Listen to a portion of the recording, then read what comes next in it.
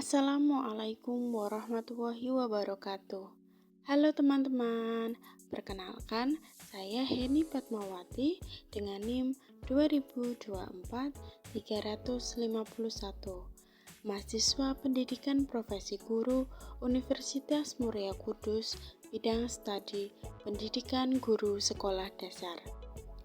Dalam kesempatan kali ini, saya akan menyampaikan kampanye praktik baik dalam penerapan scaffolding pada Zone of Proximal Development. Untuk memenuhi ujian akhir semester 1, mata kuliah perspektif sosiokultural dalam pendidikan Indonesia.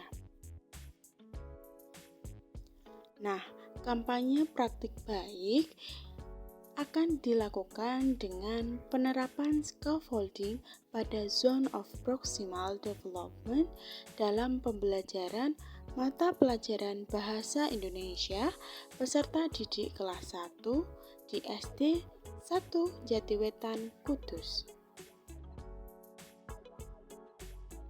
Nah, apa sih scaffolding itu? Jadi, scaffolding merupakan teknik pemberian bimbingan terstruktur yang dilakukan pada tahap awal untuk mendorong peserta didik agar dapat menyelesaikan tugas secara mandiri. Hal ini dilakukan secara bertahap. Bantuan yang diberikan bisa berupa petunjuk, peringatan, dan motivasi. Teknik ini berupaya meningkatkan pengetahuan, pengalaman, belajar melalui interaksi sosial dengan melibatkan pemahaman dan kebutuhan peserta didik. Sedangkan Zone of Proximal Development adalah jarak antara kemampuan aktual individu dan potensi maksimal yang mampu dicapai melalui bimbingan ataupun bantuan dari orang lain yang lebih dewasa. Pada ZPD, biasanya individu belum mampu untuk menyelesaikan tugas atau memahami konsep secara mandiri. Namun, mereka dapat mencapai yaitu dengan cara mendapatkan bantuan. Nah, konsep ini menekankan pada pentingnya interaksi sosial dan bimbingan dalam proses pembelajaran. Intervensi terkait penerapan scaffolding pada Zone of Proximal Development. Intervensi terkait penerapan scaffolding pada ZPD melibatkan pemberian dukungan yang sesuai dengan kebutuhan individu. Nah, untuk membantu mereka menyelesaikan tugas yang berada di luar kemampuan mandirinya. Dukungan ini dapat berupa petunjuk, contoh, pertanyaan, ataupun umpan balik yang secara bertahap dapat dikurangi seiring meningkatnya kompetensi peserta didik. Nah, tujuannya yaitu untuk mendorong perkembangan kognitif dan kemampuan problem solving dengan memaksimalkan potensi belajar di dalam ZVD mereka. Berikut adalah hasil yang dicapai terkait penerapan scaffolding pada Zone Proximal of Development di pembelajaran Bahasa Indonesia kelas 1 di SD 1 Jatiwetan, Kudus. Yang pertama, adanya peningkatan pemahaman. Peserta didik mampu mengenal dan menulis benda yang berawalan huruf H dan C dengan bantuan dan bimbingan guru menggunakan media tempel suku kata. Selanjutnya, kemampuan mandiri peserta didik. Peserta didik mampu menyelesaikan tugas secara bertahap, mulai dari diskusi kelompok, presentasi, hingga LKPD individu. Nah, pada awalnya mereka mendapatkan bantuan dari guru berupa bimbingan.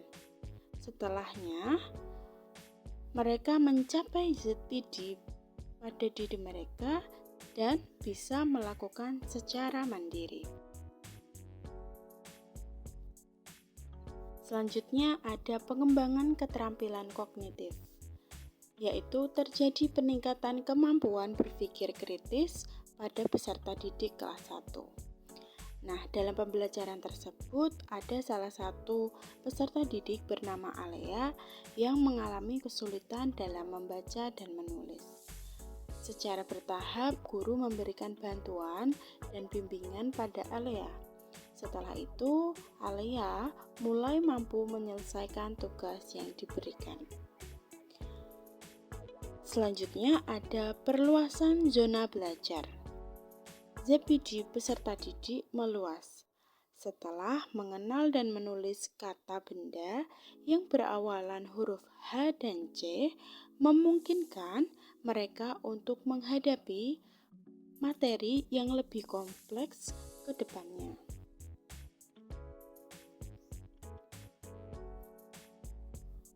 Yang terakhir, peningkatan kepercayaan diri. Keberhasilan menyelesaikan tugas kelompok mengenai materi mengenal dan menulis kata benda yang berawalan huruf H dan C dengan scaffolding membangun keyakinan diri peserta didik kelas 1 terhadap kemampuannya. Hal ini dapat terlihat dari peserta didik yang secara berkelompok mempresentasikan hasil diskusinya dengan percaya diri, sedangkan peserta didik yang lain menanggapi dan memberikan pertanyaan.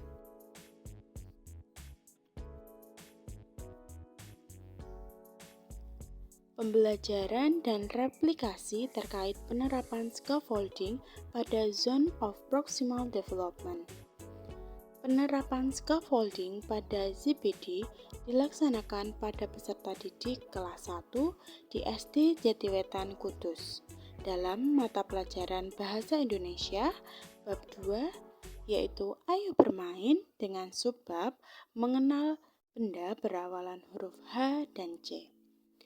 Model pembelajaran yang digunakan yaitu problem-based learning dengan tujuan pembelajaran peserta didik mampu mengenal dan menulis kata benda yang berawalan huruf H dan C di kehidupan sehari-hari.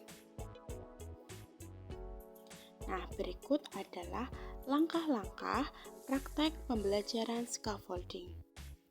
Yang pertama ada kegiatan pendahuluan, yaitu dimulai dengan salam, berdoa, menyanyikan lagu nasional, dilanjutkan dengan guru memberikan bantuan berupa pertanyaan pemantik kepada peserta didik.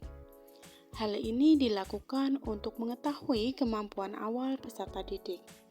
Selanjutnya, bantuan yang diberikan guru adalah membantu untuk menemukan benda-benda yang berawalan huruf H dan C dengan menggunakan contoh-contoh benda konkret di sekitar peserta didik.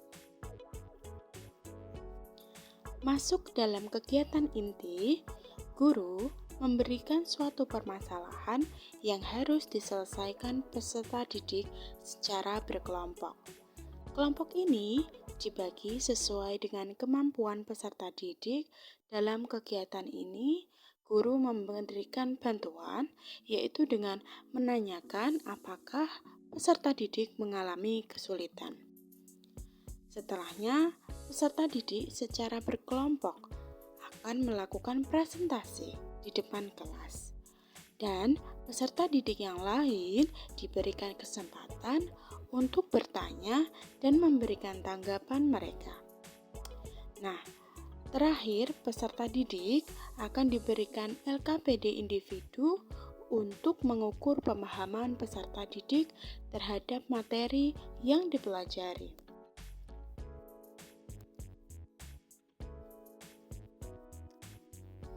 Yang terakhir yaitu kegiatan penutup.